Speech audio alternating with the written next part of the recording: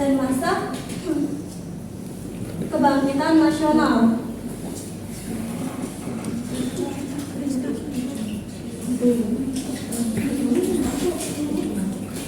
Pada masa penjajahan itu, mereka itu masih dibayang-bayangi oleh adu domba tadi. Sedangkan masa kebangkitan nasional, para tokoh-tokoh Islam itu sudah mulai bersatu dengan semangat kebangsaannya. Kita mulai dari masa penjajahan dulu. Di masa penjajahan ini, salah satu tokohnya itu ada Pangeran Diponegoro.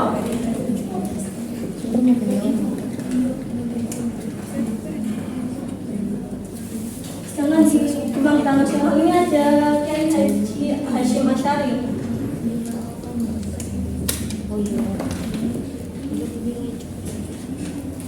Pangeran Diponegoro sendiri itu lahir pada tahun 1785 di Yogyakarta.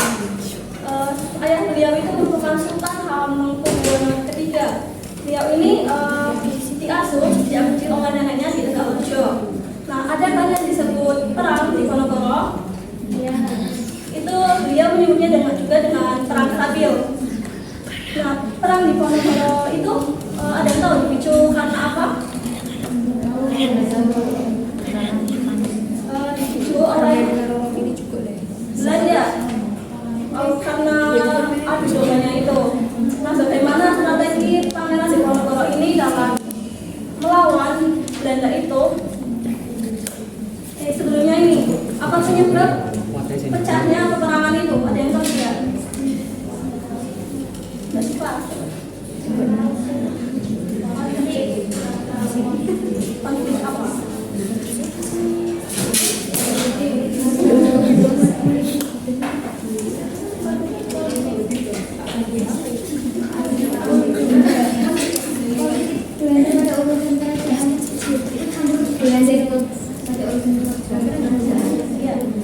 Tepatnya itu karena Belanda memasang pasak di tempat tinggal Pangeran Diponegoro itu. Nah, apalagi Belanda itu juga memasang pajak yang tinggi kepada rakyat-rakyat itu. Nah, maka pecah perang itu. Nah, bagaimana strategi beliau itu dengan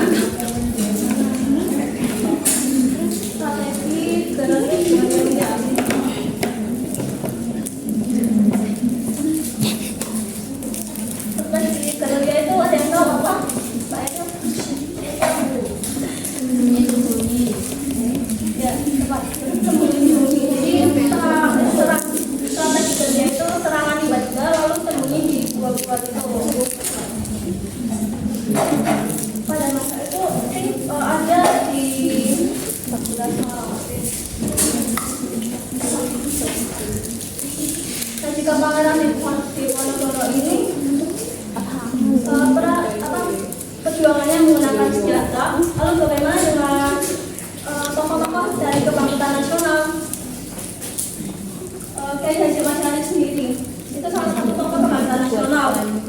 Dia lahir di Jombang, merupakan pendiri organisasi Nahdlatul Ulama.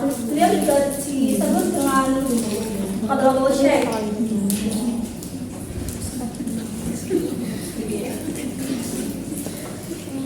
Kiai Haji Masyari ini kan pernah belajar di Mekah, kemudian pulang dari sana itu mendirikan 2 pondok pesantren juga.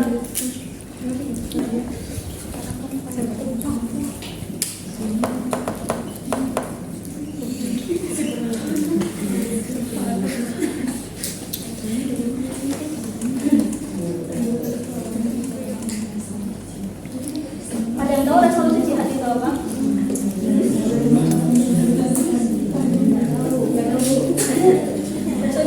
Resolusi jihad ini adalah dikeluarkan oleh Kiai Haji Masyari pada tanggal 22 Oktober 1945. Itu merupakan fatwa yang menyatakan kemerdekaan Indonesia itu merupakan kewajiban bagi umat Muslim.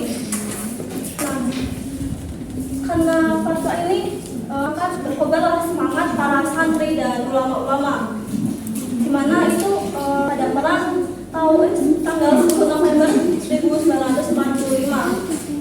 Sampai sini ada yang ditanyakan? Lanjut aja, saya ditugas ya kelompok depan sama belakang aja. Tugasnya itu mencari kesamaan nilai perjuangan dari kedua tokoh itu.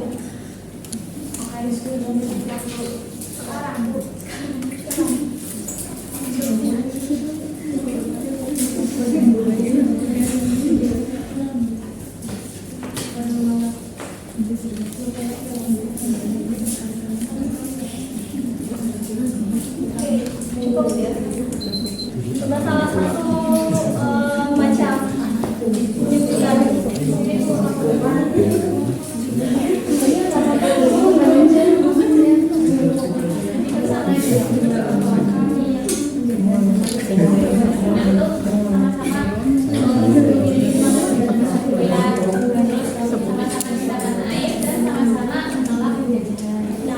samaan dari Salari Hidayah dan Rasul Jihad itu sama-sama melawan, sama-sama berani, sama-sama cinta tanah air ya. Tidak ada yang ditanyakan lagi kan?